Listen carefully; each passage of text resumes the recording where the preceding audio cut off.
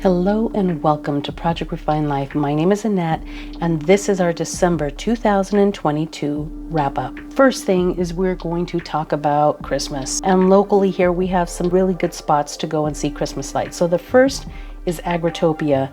And this neighborhood I've talked to you about before for Halloween, they just go all out. So it is just streets and streets full of decorated houses and they all get into it and it's just beautiful. I just love Agritopia. And then the second is Christmas on Comstock, which has been featured on HGTV. So if I can find the link, I'll place it below in the description box. As far as TV and movies, yes, we just go on out and we watch all the movies, even the cheesy Hallmark ones, which I really enjoy. I like them. But two of my all-time favorite movies are Elf, because who doesn't love Elf? That is such a sweet movie. The whole family can watch it. And I just love how innocent his view is about Christmas and about everything. I mean, it's just this undistorted view, like when he busts into the coffee shop and says, "Congratulations on the best cup of coffee." I mean, you know, he just takes everything as is. He hasn't been distorted and he hasn't let things get to him. I love that movie. And then the other movie, which is like, my goodness, it gets me every single year, is Family Man. I absolutely adore this movie. It is my must-watch movie of the year, every single year. And I can't watch it before a certain time. I have to wait until it gets into December so that I can watch this movie and really be into it. Every time there's certain parts of it that really just stand out. So one of the things that really gets me is when his daughter, in his alternate reality, he comes into contact with her and the little brother and he's trying to change the diaper and the daughter looks at him and she says, "You're not my real dad, are you?" And he looks at her so relieved, like, oh my gosh, somebody finally acknowledged. And he says, "No, I'm not." He says, "This is just temporary," or something like that. And then she starts telling him that the aliens did a really good job, you know, like recreating him. But at the end of the movie, which is just like, oh, so heartwarming for me, is when he and the daughter are playing and he's finally accepted and loving this new reality. And she looks at him and she says, "I knew you'd come back. Like my dad is back. He's here." And it just kind of like tones into that where we lose ourselves sometimes. Like, just come back to who you truly are. Oh my goodness, this movie just gets me each and every time. All right, let's go ahead and move on because I can get all gushy with this. Okay, I'm still trying to read this book, guys. Actually, I did a video and I think I said a little bit about it and I kind of gave it a rest because I thought I need to rest and maybe come at it with a new perspective, you know, kind of. So anyhow, I'm in the middle of another book. I'm almost done with it. And then after that book is done, I'm going to come back to 100 Years of Solitude because I really want to finish this book. This is important. So yes, I need to finish that book. But one of my students in yoga said, "Annette, I think you're going to really enjoy this book. I'm going to bring you a book that I just read and I know you're going to love it." And she's right. I'm almost done with this. I'll probably be done with it tonight. It's called The Butterfly's Daughter, or Mary Ellis Monroe. And I looked it up and I had never heard of these book series before. However, it looks like it's a series of books, but it really gets into the Mexican culture and Dia de los Muertos and the mariposa, the butterfly, and oh my goodness. So I'm really into this book. I'm really enjoying it so far rather.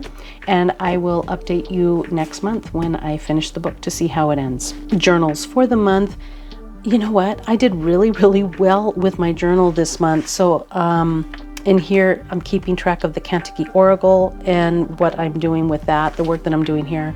And then this month for December, I'm trying to keep things a little bit, you know, more private on some of these things. But I went ahead and decorated a little bit more. Decorated because I don't really normally do that. Sometimes I'll do a doodle and kind of do that, but I found this. I bought this little thing on Etsy and I just colored it in.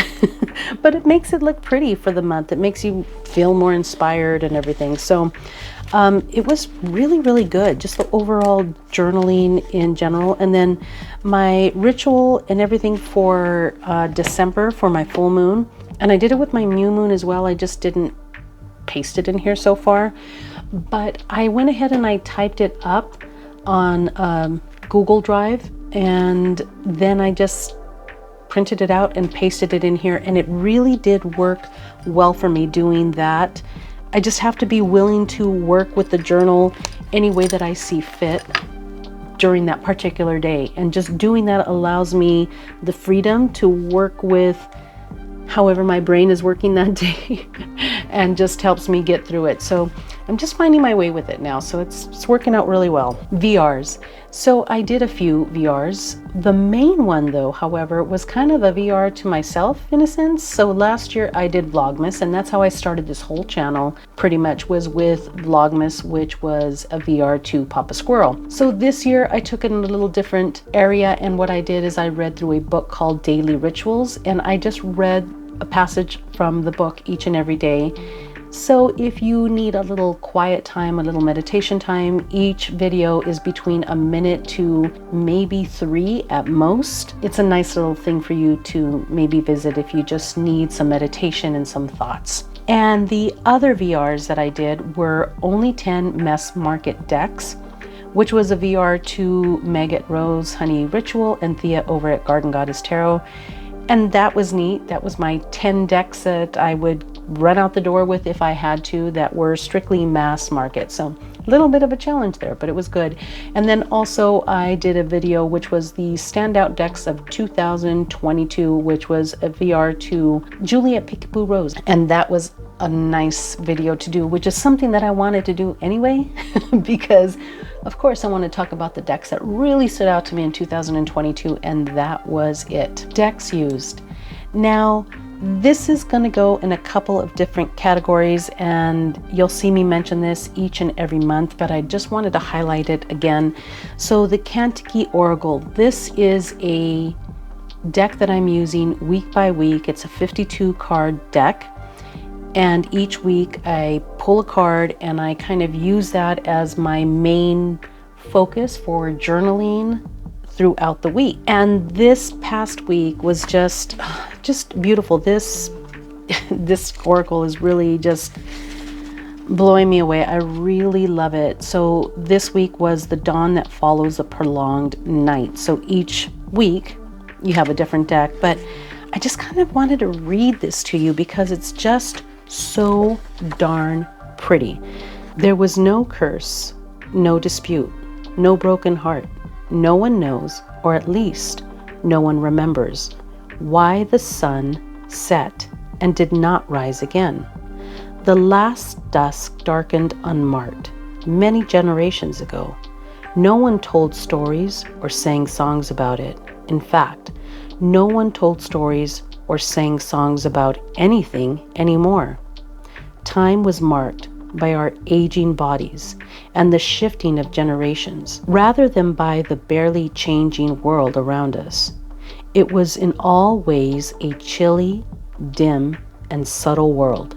And yet, generation after generation, some gleam shone deep in the eyes of all of us, though our collective demeanor was quiet, passive, and reclusive. We did not miss the light, nor yearn for it.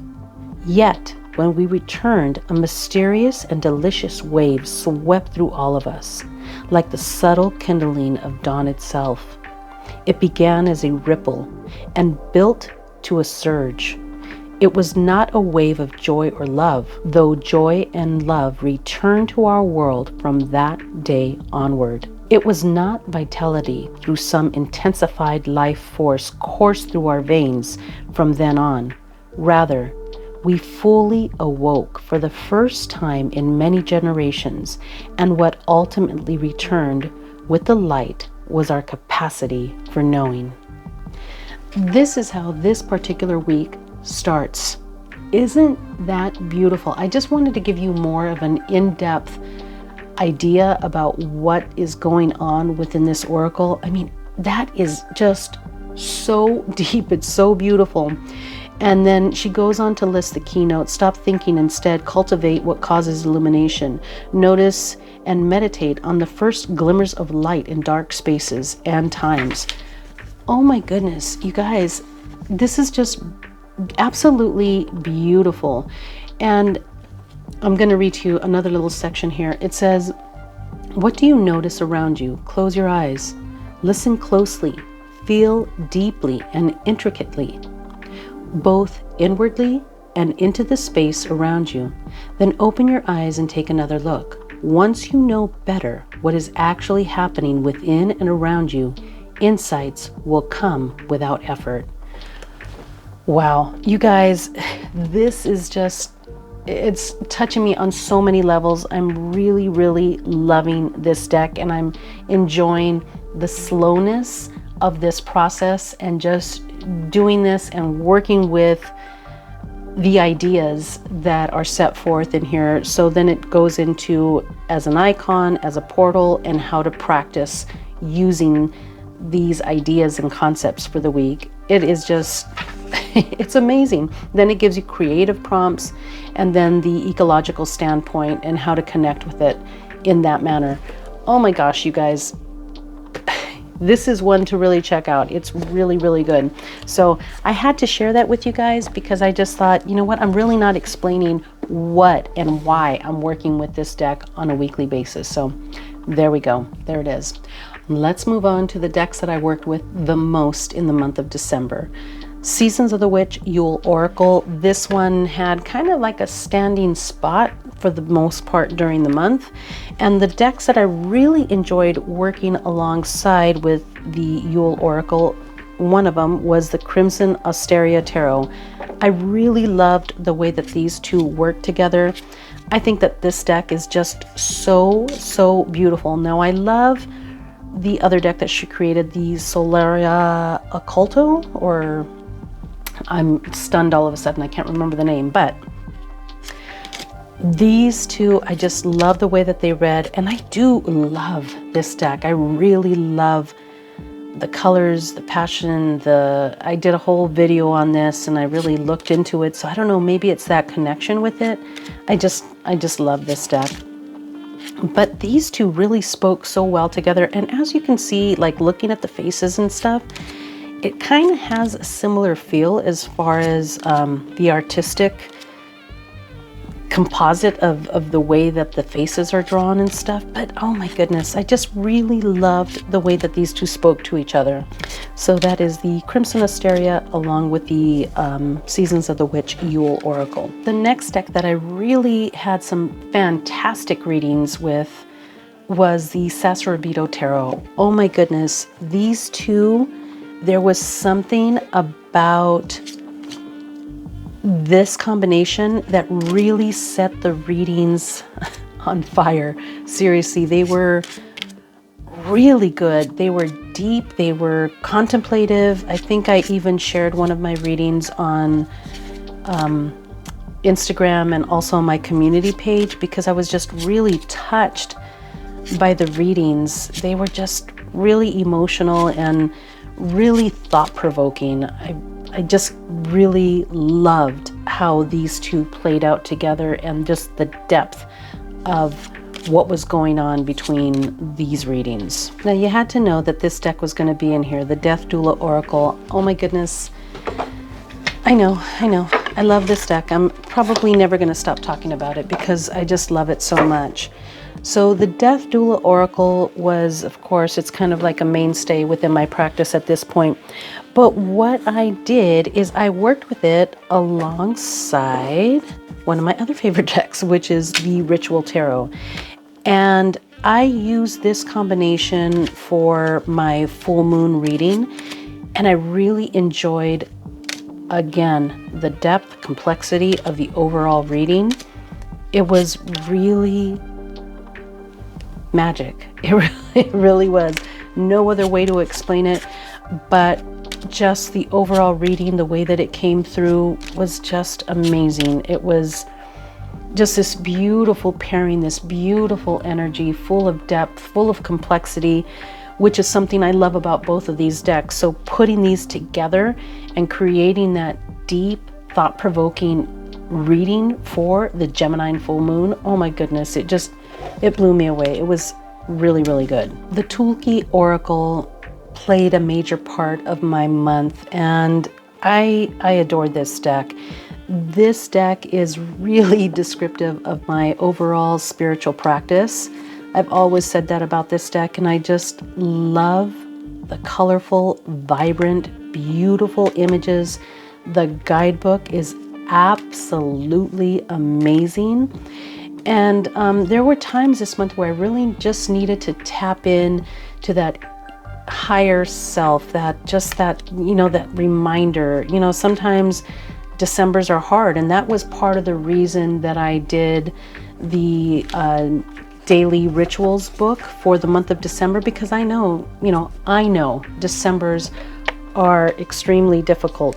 So what I did is I paired it up, and it was just absolutely lovely together with the Shimmering Veil by Celia Conway. And I don't remember if I had ever paired these up or not. I think I had, but there was something so beautiful about the combination of these two. It really just sent me off in another direction. I just felt all these beautiful messages coming through. There's the Virgen de Guadalupe. It was just amazing. These two together were really, really amazing. It was just such beautifully guided and heartfelt messages that were just flowing through with these two. The Guided Hand Tarot, this deck is new to my collection this month, and I really, really enjoyed it. And I've had my eye on it for quite some time, but there was one day where for some reason I was looking over my wish list, and I looked at a couple of pictures and I thought, oh my goodness, I know what deck the Guided Hand Tarot will work beautifully with. And that deck is the Living Altar. Now, so far I had been using the Living Altar more on like a weekly type basis, just for like a main energy for the week. But I really liked working with these two together, the overall energy and dynamics, and just it's such a force to work with these two. You might think that this is more of like a contemplative yes for the week, and yes, that's because that's what I had done with it. But working with it on a daily basis, it was just, I wasn't going in full-blown ritual mode with these, but just the overall idea of the ritual and the way that everything is mentioned within this guidebook, because I really do enjoy the guidebook here. This book right here this deck rather, did not come with a guidebook, but you don't need it with this deck. If you have a basic understanding of your regular Rider-Waite-Smith, you're going to be good here. But I love how this deck kind of puts a spin on the Rider-Waite-Smith and kind of makes you see maybe an alternate view than your regular RWS, as far as seeing more in a almost like reverse type meaning for most of them. I don't know, I think maybe it's the faces and the eyes that are involved in some of the pictures here with this deck. But I really, to see, like, look right here. This deck right here, this card right here, you have the image of that person right there. See the little guy in the middle, or the girl in the middle? Oh my goodness, look at the face. Like, that there is a collaboration, the celebration, but somebody's not happy about it. It's like, so that is just like one of the things that I notice about this deck, and I really, really did enjoy. But working with these together was just like fire. It was great. So that is my monthly wrap up for December. I really appreciate you guys being with me this year. I just cannot thank you guys enough. I know I say it, but I truly, truly mean it. I say it a lot because I truly mean it. I'm so grateful for you guys. I'm so thankful from the bottom of my heart for the conversations, for the friendships that are being developed. I really do appreciate you. Thank you so much. From the bottom of my heart, I wish you a beautiful day filled with love, joy, and happiness. I will see you later.